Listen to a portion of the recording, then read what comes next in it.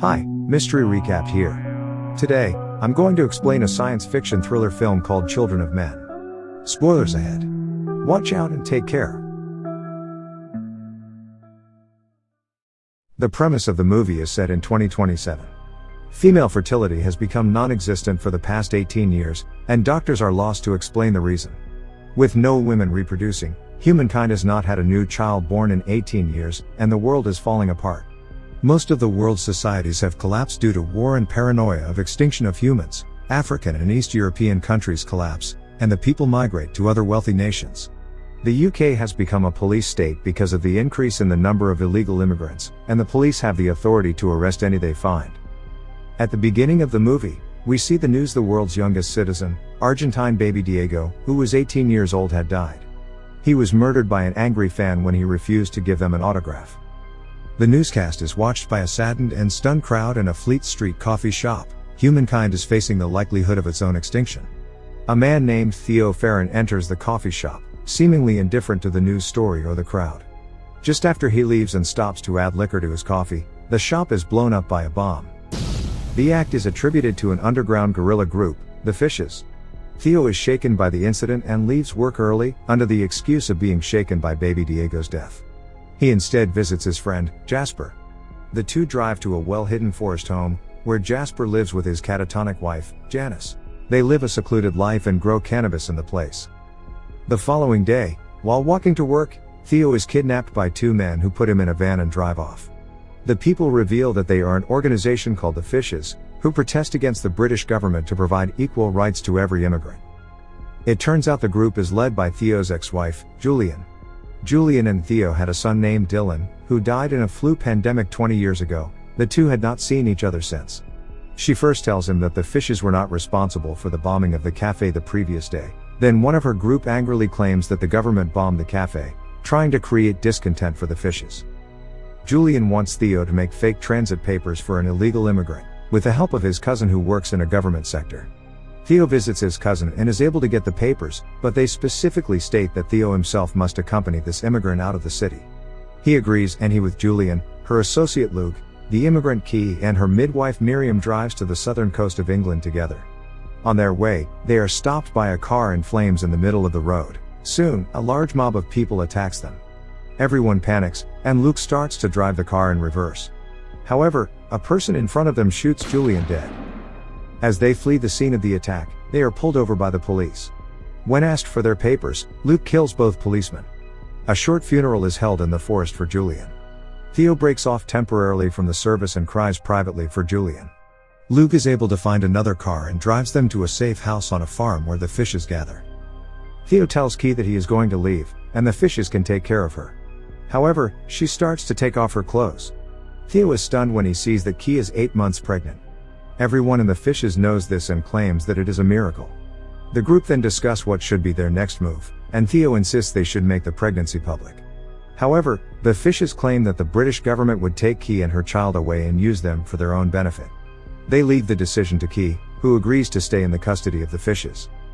At night, Luke wakes up to a commotion outside, and sneaks out to see two injured men arrive at the house. One of them is Julian's associate and a sociopath named Patrick.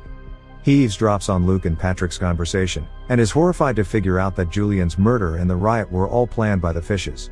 They want to use Key's baby for their own needs, presumably to make money off her. Moreover, they plan to kill Theo the following day. After hearing all this, Theo panics. He quickly goes into Key's and Miriam's room and tells them that Luke was behind Julian's death. Before her death, Julian had told Key to trust Theo before everyone, so she believes him. He takes the two women and sneaks out of the house. Theo disables all of their other cars, gets the women inside a car, and narrowly escapes them. Theo then takes them to Jasper's house since it is hidden and secluded. Arriving there, Jasper is surprised to see Key pregnant, and agrees to help them. He makes arrangements for Key to meet a ship called the Tomorrow, a vessel belonging to a group called the Human Project, a collection of scientists based in the Azores off Portugal, and dedicated to restoring human fertility. They are the only people that will help Key genuinely. The following morning, the Fishes somehow manage to find Jasper's home. This sets off an alarm and alerts them. Theo quickly gets everyone in the car to take them to Jasper's friend, Sid, who will help them get to the Tomorrow ship in a boat. Theo, Key, and Miriam watch the fishes get to Jasper from afar. When Jasper refuses to talk, they shoot him dead.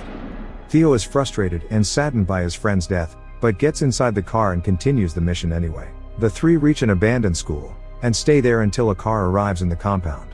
Inside the car is Jasper's friend, Sid, who happens to be an immigration officer. The plan is to get the three arrested as immigrants and send them to the tomorrow ship in the immigrant bus. Sid takes them to a refugee camp, where they see the military killing the refugees one after another.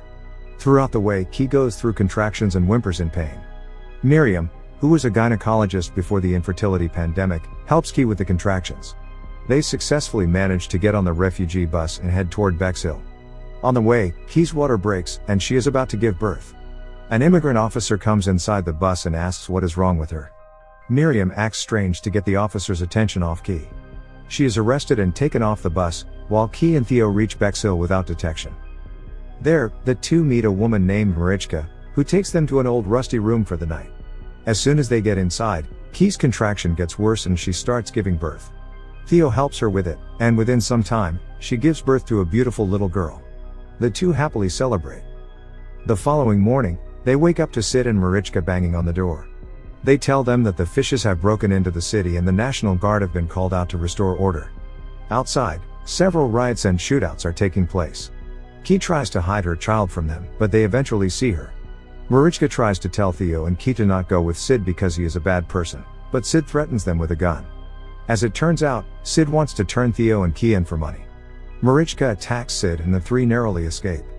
Amidst the riots and shootouts in the street, they manage to get to Marichka's family. They take great care of the baby and Key, and agree to help them to get to a boat. They put Key in a wheelchair and run outside. The streets are in chaos, bullets fly everywhere as they make their way to the boat. But before they get there, the fishes take Key away from them and kill Marichka's associate.